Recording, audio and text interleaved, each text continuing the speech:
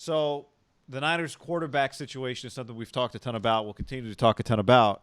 But the competition for potential quarterbacks only grows. You and I talked about this the other day when Phillip Rivers retired. Now the Colts need a quarterback. Washington already needed a quarterback, but now Martin Mayhew's there. He's the guy that drafted Matthew Stafford. Maybe Matthew Stafford's more inclined to be a WF tier.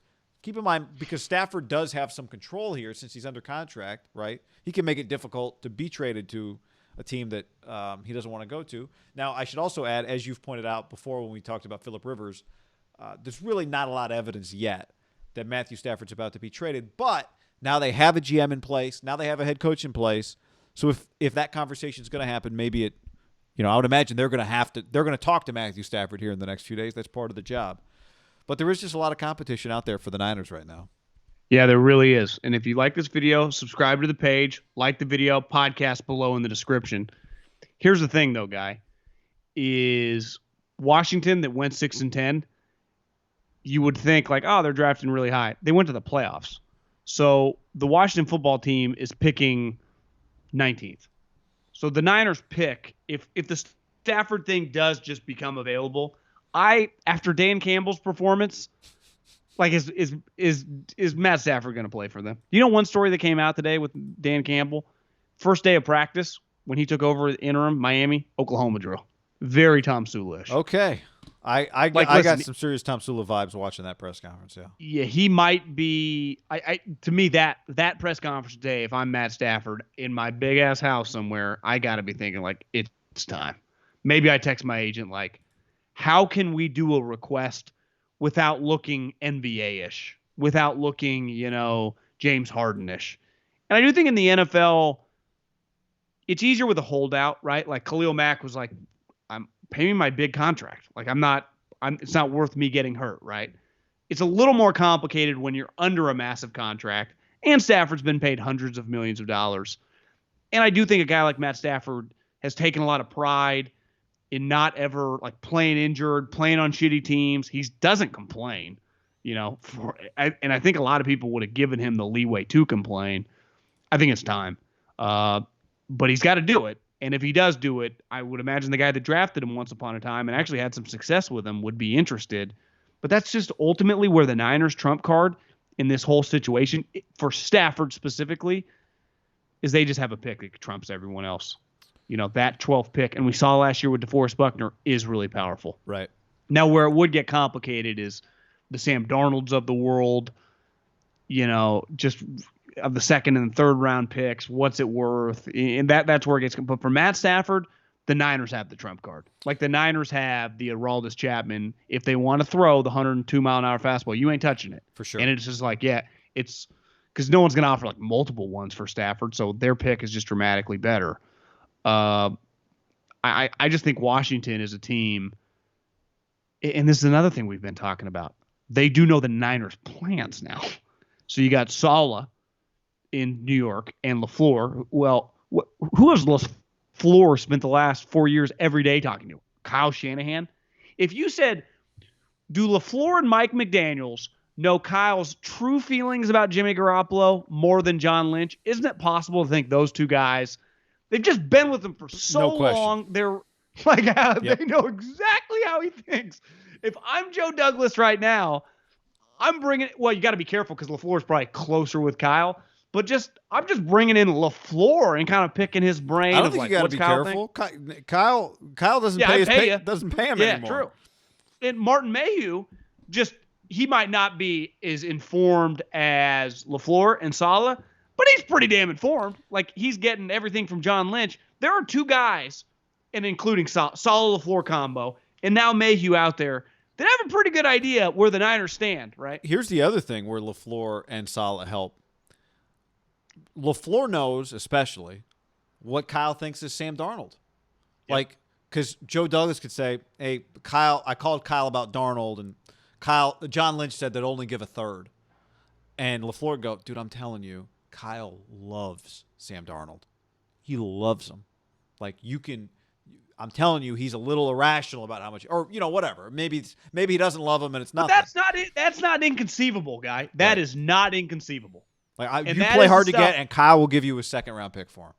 that's the type stuff that only a small percentage of people know every year. And the moment they go out on their own, and all the teams are kind of just find themselves at different points in times in the draft or with free agent money, but they're all looking for the same thing, there is an advantage to knowing what they think. Like, what's the number one disadvantage forever with New England? It's like, yeah, no one knows what fucking Bill's doing. Right. You know? No one knows. It's like, well, what about like. Bill's Nobody friends knows that get jobs? Yeah, he doesn't tell them. Like that. That is not normal, right? Part of it is just like, yeah, it's like, I knew Coach Reed loved this guy. Like, yeah, I honestly have no clue what Bill's thinking. He was unique. Well, imagine if you had left the Chiefs on January 21st, the year that they drafted Mahomes. Now, maybe at that point, maybe they didn't quite have the interaction yet with Mahomes' agent that, but you might have known. Yeah, you might have known. I would have known for sure. I would have been able to be like, Veach and Dorsey love this guy. They're going to try to convince Andy to get him, and I bet Andy's going to like him, right? Yeah, which helps you if you're 2 spots behind them in the draft and whatever. Like that's where it comes into play. I mean, the one thing from a specifically Stafford standpoint that makes Detroit interesting, right, is that they have the 7th pick. So there's nothing anyone can offer them that's better than what they already have. Like in other words. And none of those teams above them are a quarterback away. Eagles, Bengals, Falcons, Dolphins, Jets, Jags. Now, do they want to go get the second? Do they want to go get Justin Fields and they need number 12 to trade with the Jets because the Jets are going to stay on Darnold? Yeah, they might. But I'm not saying they wouldn't want the 12th pick. I'm just saying it is interesting dynamic that the pick they have is. Do you think if we took a step back and I just told you breaking news, the 49ers have traded 12th pick for Matt Stafford.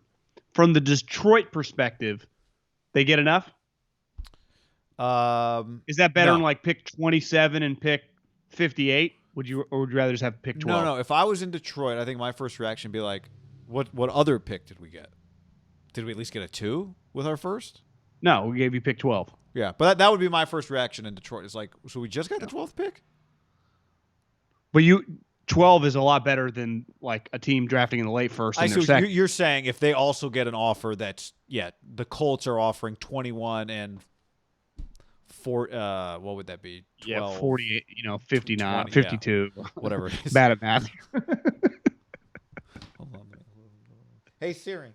Yeah, I would take 12 in that case, especially since I have 5. Right, I have 5. I can go bam, bam with 2 blue chippers, or in Dan Campbell's case, maybe trade them all for 5th rounders. You can get a bunch of blue collar guys, but guys that relate to the city. But what is Chris Ballard going to do at 21? Right, like he doesn't want. Well, I think he's in a little bit of a pinch. I think he's got a problem on his hands. I don't know. They're kind of in no man's land. This is the problem with. They always say you never want to be 8-8 in the NFL. You want to either be a playoff team or lose. Well, it's true. You want to be a playoff team unless your quarterback's 39 years old, going to sign a 1-year contract, and then just retire. They're kind of in no man's land. Because are you going to trade pick 21 for Sam Darnold? Don't really want to. Is your late second getting it done? Maybe not. I think they're in a tough spot. I think the Niners are in a position that trumps all those two. They can get up farther, because 12 is way better than going to 21. So if they have to go 21 to 6 or 8 or whatever, right? You don't have to drum back as far. They could always go back. The Niners have an advantage over all the teams that are looking for a quarterback that are in the 20s. If they want Sam Darnold, then they could go backwards with 12 too. Right. You're saying like a draft day trade.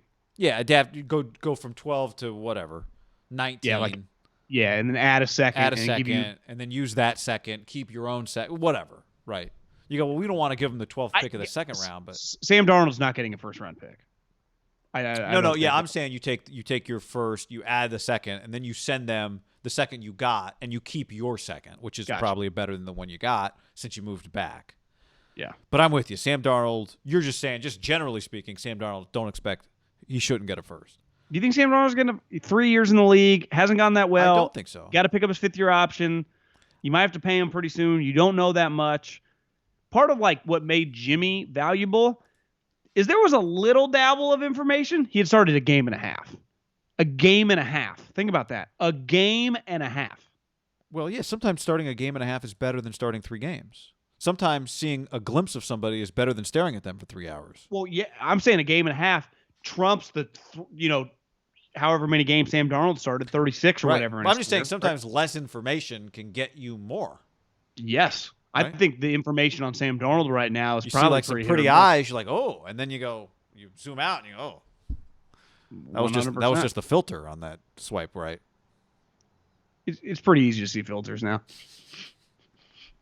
I see what you're doing. I know you're manipulating the process. It's like a highlight tape from a high school kid with only like, oh, you scored you scored a touchdown a game, or these were just the only 8 touchdowns you scored. You didn't send me other tape. Well, yeah, it turns out you only catch jump balls on the goal line against 5'7" biology majors. Howie's like, don't be mean to JJ Arcega-Whiteside guy. God, man. Because that's what he used to do, catch jump balls in the corner of the end zone. I know. He caught a lot of them. But then he went to the combine, remember, and ran like a 4.42. No, People are like, oh, he's fast. They got to figure that thing out. Yeah, anyway, we'll keep talking about it. A lot of competition for the Niners. Should make it fun. Should make it very fun.